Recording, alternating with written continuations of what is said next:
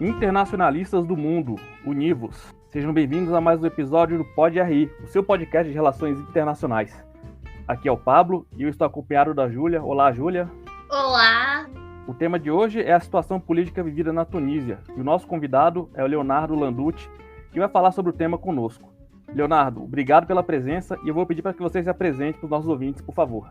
Bom, boa noite, bom dia, boa tarde para quem está ouvindo a gente. Vocês já me conhecem como membro do Pod, mas hoje eu vim falar um pouco com vocês sobre a Tunísia, sobre a situação que o país está vivendo. Faz quase 4 anos que eu pesquiso a situação na Tunísia e a questão especificamente da transição política. Então hoje eu vou sair um pouco do meu papel de membro aqui e conversar com vocês como convidado sobre o que está acontecendo lá. Muito obrigado, gente.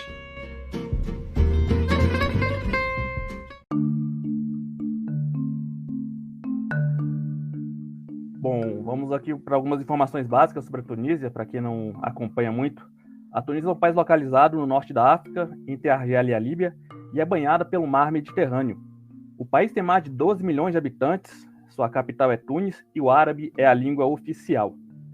E continuando aqui, para quem não acompanha muito o que se passa por lá, o país deu início, no início da década passada, a uma revolução conhecida como Primavera Árabe, desencadeando um movimento pelos fins das longas ditaduras de luta pela democracia em parte do continente africano e no Oriente Médio. E eu começo perguntando para o Leonardo como é que isso ocorreu. Bom, essa é uma boa pergunta, Pablo, e é uma pergunta um tanto quanto complexa. A gente tem que dar uma contextualizada em tudo o que estava acontecendo antes na Tunísia. A Tunísia, ela passou desde o fim do seu protetorado, como protetorado francês, ela passou por 2 governos ditatoriais. Ela primeiro passou com Habib Bourguiba, que durou muitos anos até que, por um golpe de Estado, o Ben Ali tomou o poder. E durante 27 anos ele governou o país junto do seu aparato policial. Então, o que a gente vê, diferente de muitas ditaduras que se apoiam no aparato militar, a ditadura tunisiana ela se apoiou muito no aparato policial. E durante anos, por conta das suas alianças que tinha com países ocidentais, principalmente os Estados Unidos, depois do início da Guerra ao Terror ali, a ditadura começou a se manter e se enraizar dentro do país. Por isso o presidente se manteve durante 27 anos. Então era um presidente que tinha completo apoio internacional, tinha algumas organizações que criticavam a falta de liberdade política dentro do país, mas no geral ele era aliado de grandes potências ocidentais, o que permitiu com que ele durasse no poder por muito tempo. A questão principal que motivou a revolução na Tunísia, que aqui a gente tem esse termo Primavera Árabe, que eu não sou o maior fã, eu devo dizer, justamente porque traz essa ideia de que foram movimentos coesos, e eu acredito muito mais na ideia de um movimento que aconteceu na Tunísia, um que aconteceu na Líbia, porque as causas, as consequências e o próprio contexto do país eram completamente diferentes, e também porque o termo Primavera Árabe não surgiu no país, foi um termo que surgiu por comentadores ocidentais. Então, eu uso o termo Taurá, que significa revolução em árabe, que era o termo que eles mais utilizavam, e ela surgiu justamente para contestar as políticas do Ben Ali e esse aparato policial dele muito forte. Internamente já existiam protestos contra a corrupção, como em Gafes, em 2008, quando essa cidade, que é responsável pela mineração de fosfato, se rebelou contra o aparato local, visto que ocorriam diversos casos de corrupção na contratação dos administradores das minas. Então a gente já via esse prelúdio da Taurá há muito tempo. Então é uma contestação por dignidade, a princípio, que surgiu, que eclodiu de certa forma quando o Mohamed Bouazizi, que era um vendedor de rua, atirou fogo em si mesmo depois de ser assediado pela polícia, mas que já vinha se enraizando por muito tempo no país. Então a gente já tinha uma oposição muito forte dentro e fora do país.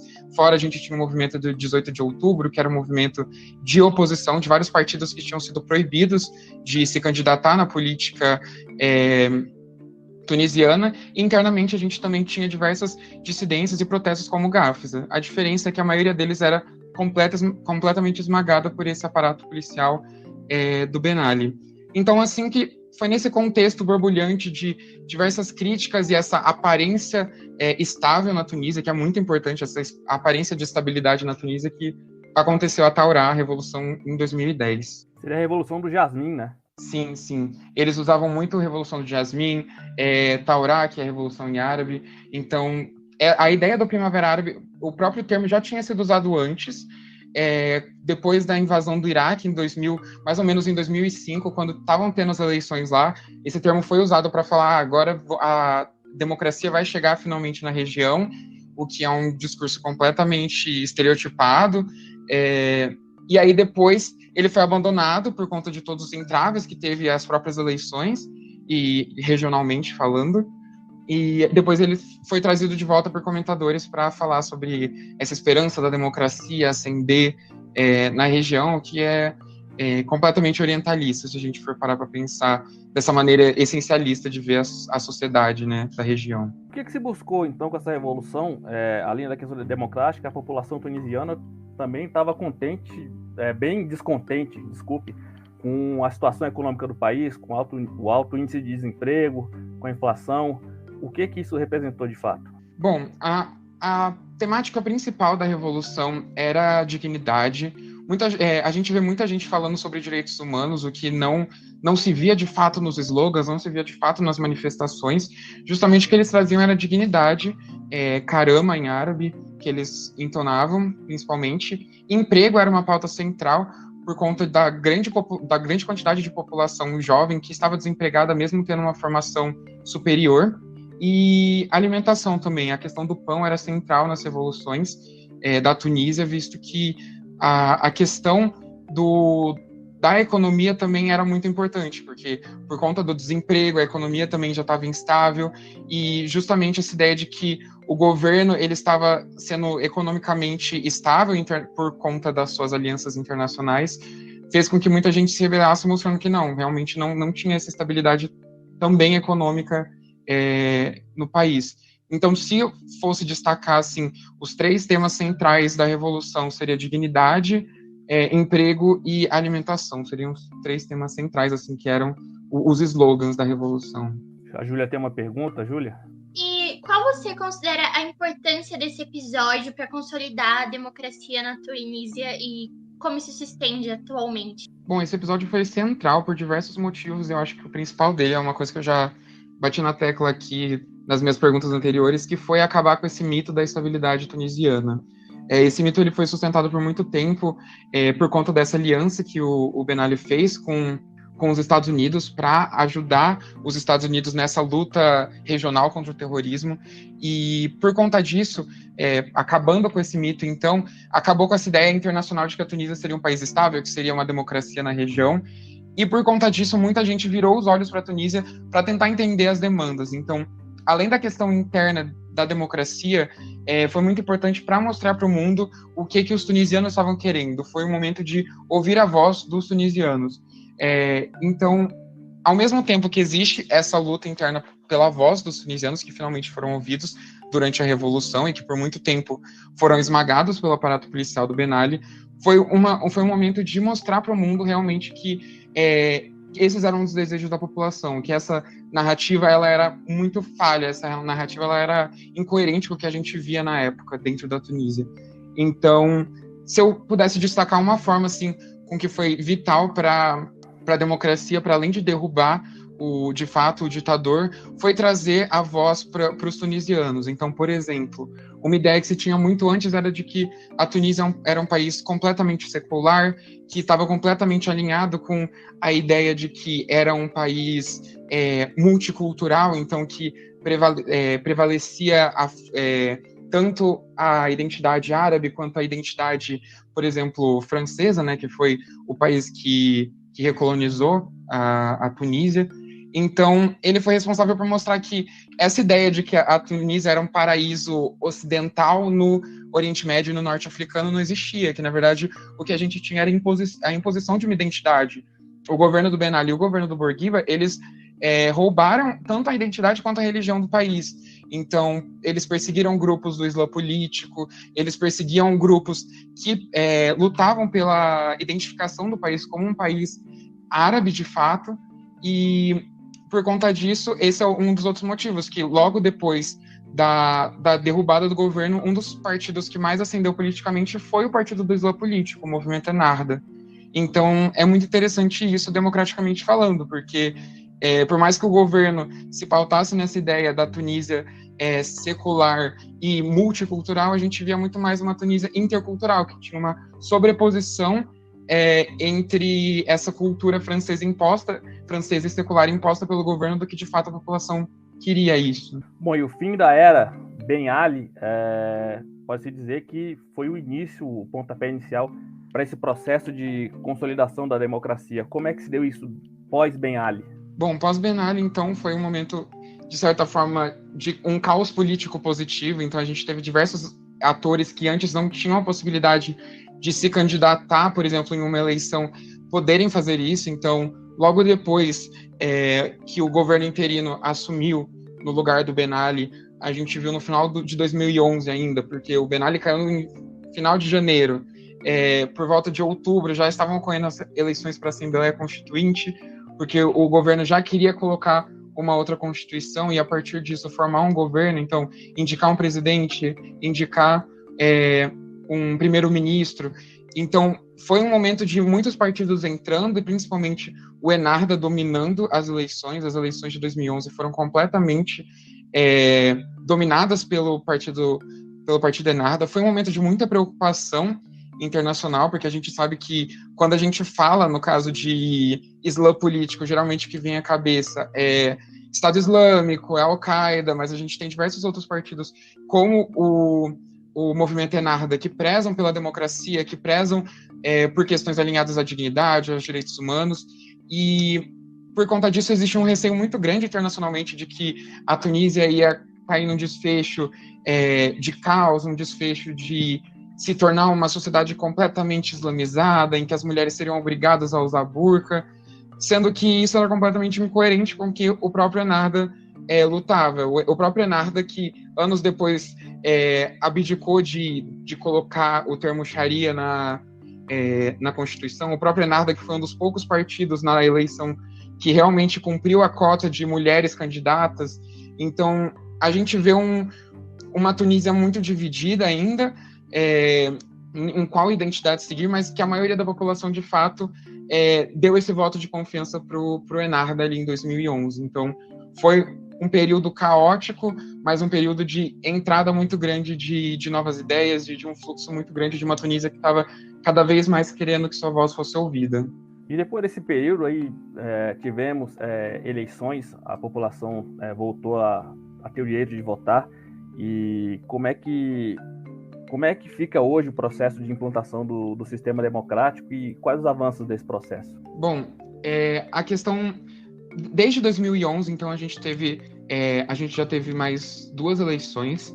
A gente teve uma eleição em 2014 e uma em 2019. Como qualquer tipo de revolução e de transição política, é um processo muito complicado. Então, essa ideia de Primavera Árabe, ela também traz esse problema de que a gente acha que tudo vai ser resolvido numa estação, e não dá para a gente falar nisso. As eleições de 2014 foram muito elogiadas, principalmente no quesito internacional, por conta desses avanços, por conta da implementação da própria Constituição, que foi uma Constituição que se pautou muito na pluralidade das ideias. Então, a gente teve diversos partidos suavizando seus discursos, ou conseguindo colocar mais os seus discursos dentro da Constituição.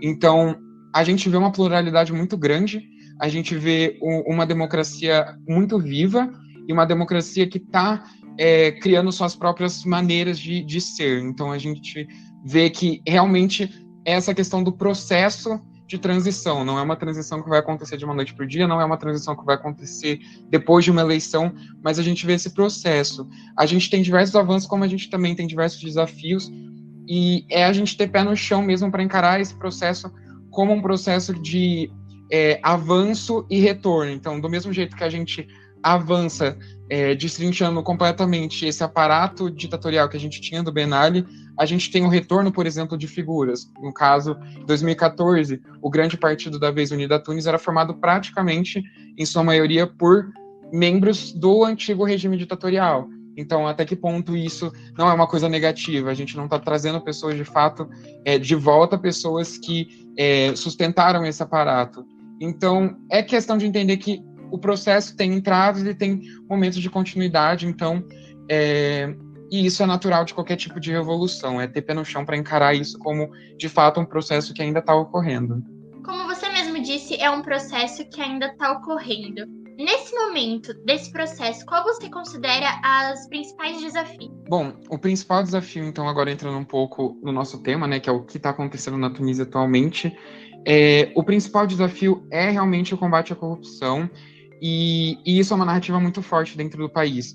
Quando a gente vê, por exemplo, em questão de um ano, três primeiros ministros assumirem por motivos pelos outros terem caído por conta da corrupção, a gente vê que realmente isso é um tema muito sério para o país. Então, a gente teve um primeiro-ministro que foi derrubado em questão de meses por conta de um escândalo de corrupção.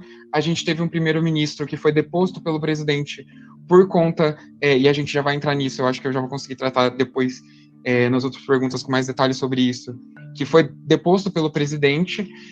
Então, eu acredito que o principal entrave que eu vejo hoje na Tunísia é essa questão da corrupção, desde que a gente teve esse ressurgimento, então, do Kais Saied, que é o presidente atual, que ele trouxe de novo uma pauta de que para a gente resolver o problema da corrupção, para a gente resolver o problema da economia também, que é muito importante, o presidente teria que assumir mais um papel decisivo dentro do país.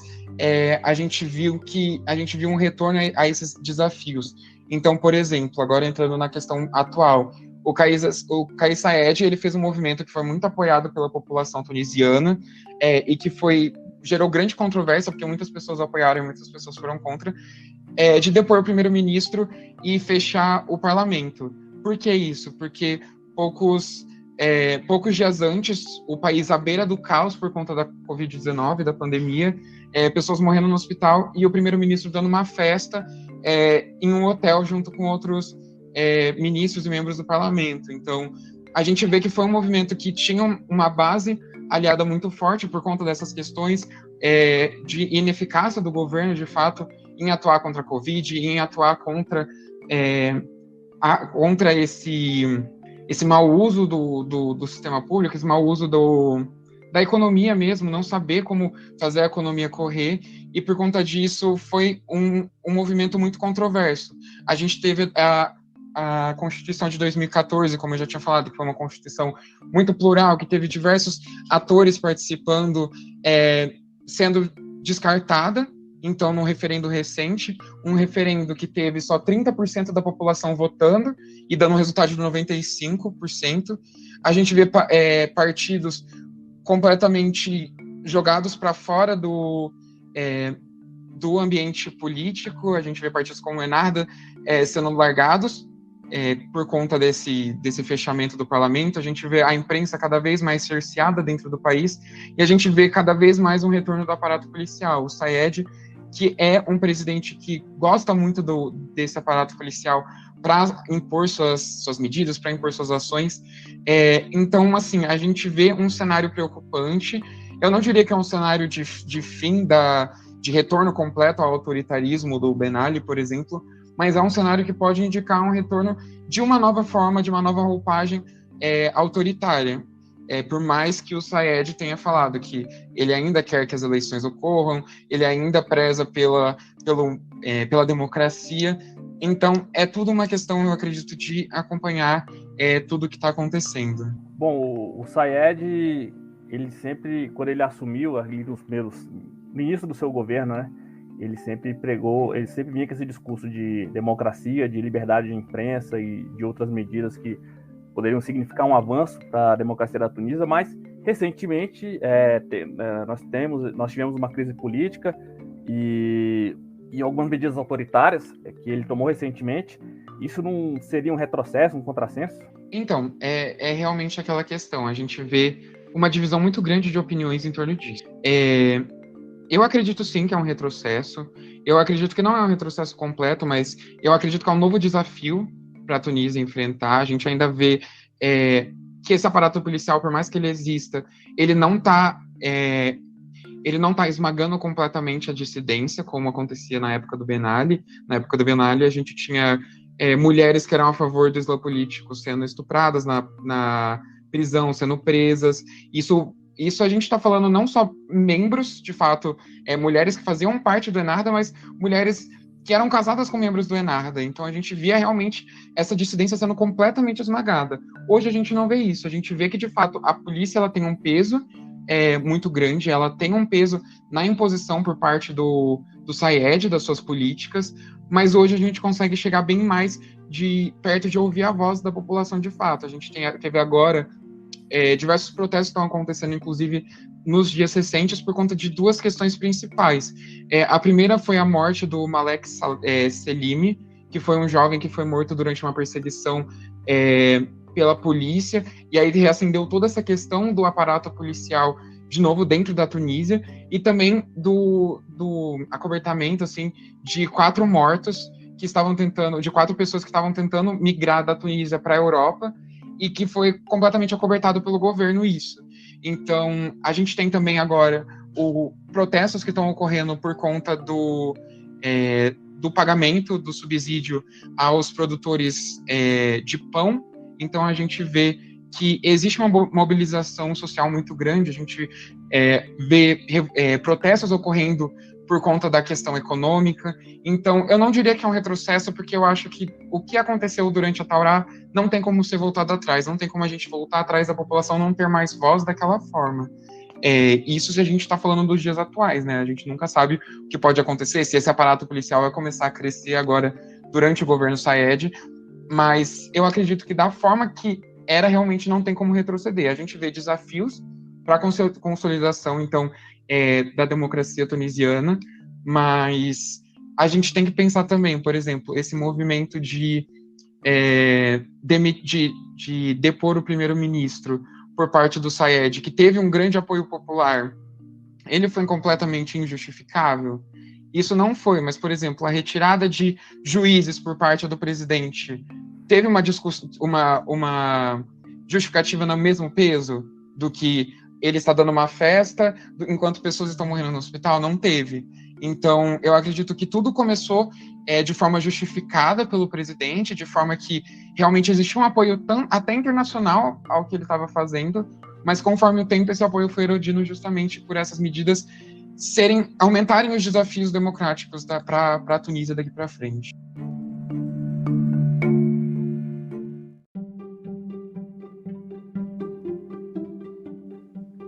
Em relação ao início aí da Revolução do Jasmim, esse movimento que surgiu na Tunísia, esperou-se um efeito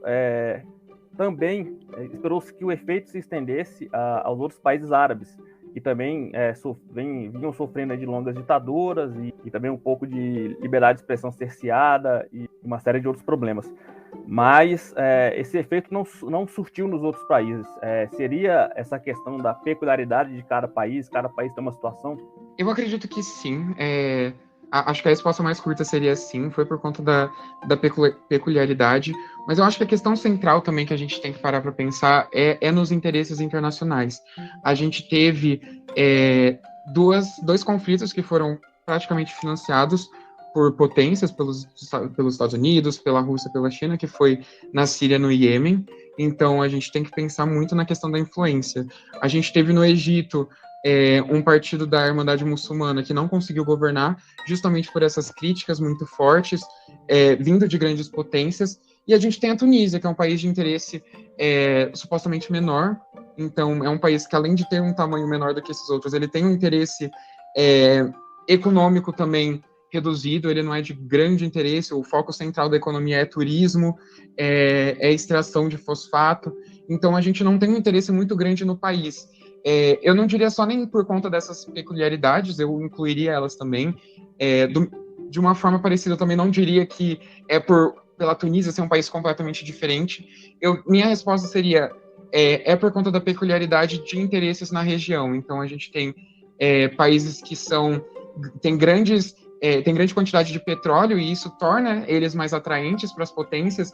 Então, é atraente, por exemplo, para a Rússia financiar um conflito no Iêmen, sendo que depois eles vão conseguir reconstruir o Iêmen e ter de certa forma, um grande aliado ali na região, como da mesma forma é interesse dos Estados Unidos financiar a guerra da Síria, por exemplo, é interessante colocar no Egito um presidente ou um partido que seja alinhado à ideologia dessas potências. Então, a gente vê realmente que a intervenção na Tunísia foi menor.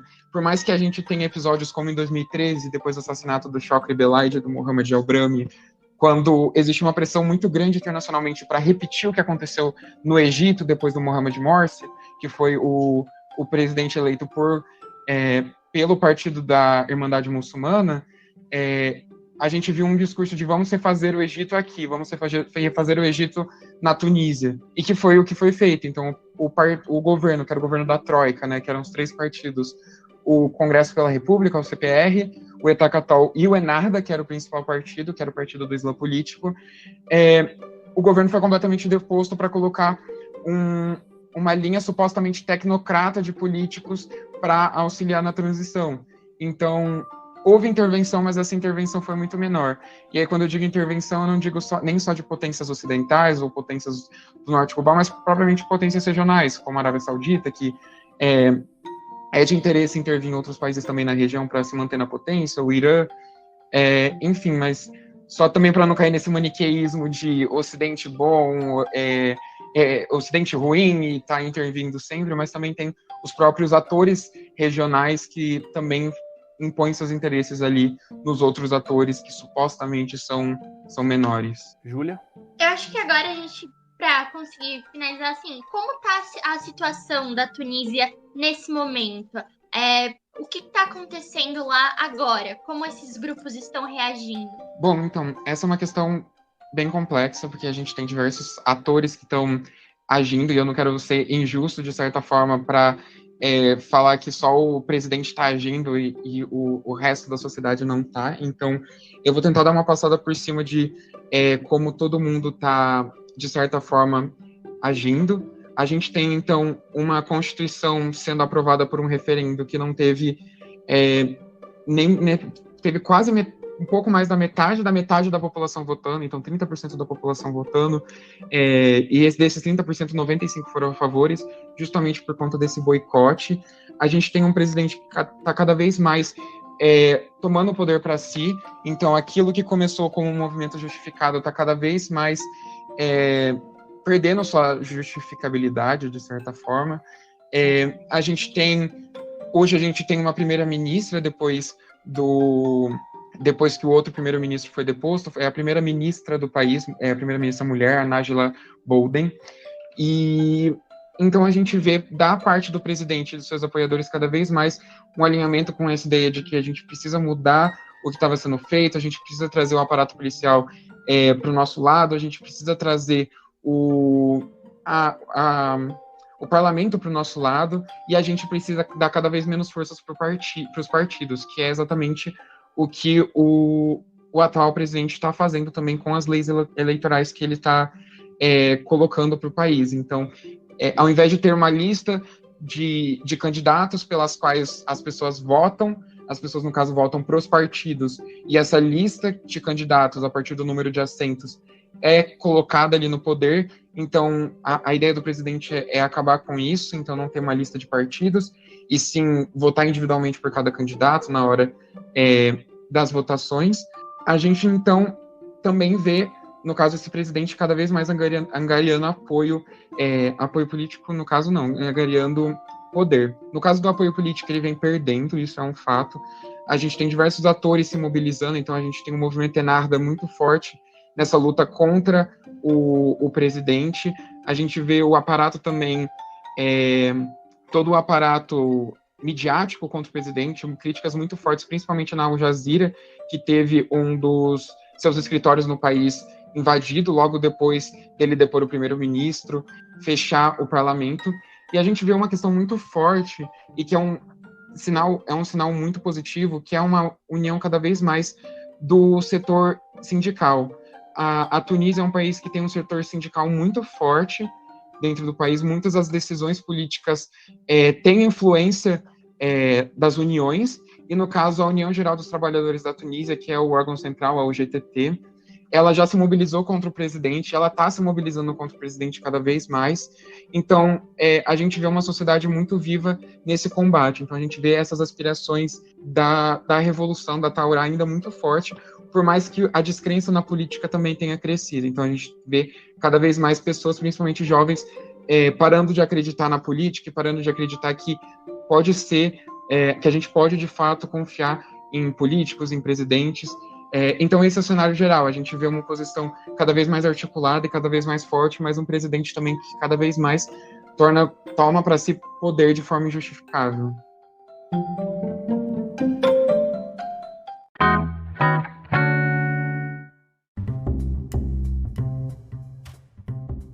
Bom, indo para o final do nosso debate, eu quero agradecer a Júlia pela parceria de hoje, pelo companheirismo. Júlia. Muito obrigado, Pablo. Eu gostaria de agradecer os ouvintes e o Leonardo também por estar participando e explicando um pouco pra gente do que aconteceu na Tunísia. Eu gostei bastante de escutá-los. Foi um debate muito ativo e eu espero que todos os que estejam ouvindo tenham o mesmo sentimento. Muito obrigada, galera.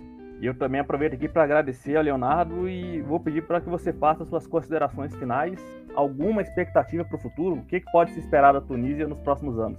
Bom, então eu vou começar pela última e daí depois eu também vou dar meu tchau para a galera. O que a gente pode esperar da Tunísia, então? Eu acredito que mais do que esperar, a gente precisa ficar de olho no país. Eu acho que é um país que por muito tempo a gente deixou de lado para falar de outros mais importantes, de certa forma, na região. A gente fala muito do Egito, a gente fala muito da Arábia Saudita, a gente fala muito até da Líbia, a gente fala bastante, a gente fala muito pouco da Tunísia, e esse foi o grande problema dos outros períodos ditatoriais, né? A gente não falou sobre isso, a gente não falava sobre o que estava acontecendo dentro do país, a gente tinha essa ideia de que estava tudo muito estável, quando na verdade a gente tinha uma instabilidade muito grande. Então eu acho que acima de tudo a gente precisa estar muito atento ao que a população está falando, não ao que os oficiais estão falando, do que o que a mídia hegemônica, de certa forma, está falando sobre o país, mas a gente tem que estar atento, de certa forma, ao que está acontecendo lá dentro. É um país que é muito importante para a região, é um país que, por muito tempo, teve sua voz negada, então eu acho que para o futuro aí, para nosso papel como pessoas que estão de fora assistindo, de fato assistir ao que está acontecendo e se mobilizar, trazendo a voz das pessoas da Tunísia para o holofote, então falar do que está acontecendo lá de fato. Eu acredito que cada vez mais agora a gente vai ver movimentações por parte do presidente para tomar o poder para si. Eu espero que isso de fato não se configure numa nova ditadura com as mesmas roupagens, mas o que a gente vê é que o retorno ao que a gente tinha antes com o Ben Ali, ele é praticamente, num curto prazo, impossível, porque a gente tem uma sociedade cada vez mais ativa politicamente, ativa em realizar protestos, em realizar suas lutas de forma aberta e sem ser massacrado pela polícia, por mais que a atuação policial tenha crescido muito. Então a gente provavelmente vai ter muitas cenas no próximo capítulo aí, com essa nova Constituição, com essas novas leis que o presidente está colocando, com esse novo governo que ele está formando. Então eu acho que é uma questão da gente ficar muito atento. Mas eu queria agradecer muito ao Pablo e à Júlia por terem aqui conversado comigo hoje. Eu achei as perguntas super essenciais. Agradecer também ao Pódio por ter topado fazer esse episódio sobre a Tunísia, que é um país que a gente fala muito pouco e que a gente precisa falar mais de fato sobre ele. Tem diversos países que a gente devia falar mais, mas que acabam perdendo o holofote por não serem do interesse hegemônico, de certa forma, da comunidade internacional. Então eles acabam ficando de escanteio. Então eu queria agradecer muito ao Pod e agradecer ao nosso ouvinte que está aqui com a gente, que sempre está com a gente também. E muito obrigado aí de novo para o Pablo e para a Júlia por terem topado fazer essa conversa. Obrigado, Leonardo, pela participação. É isso, gente. Assim encerramos mais um episódio do Pod RI. Muito obrigado a todos que nos ouviram e até a próxima.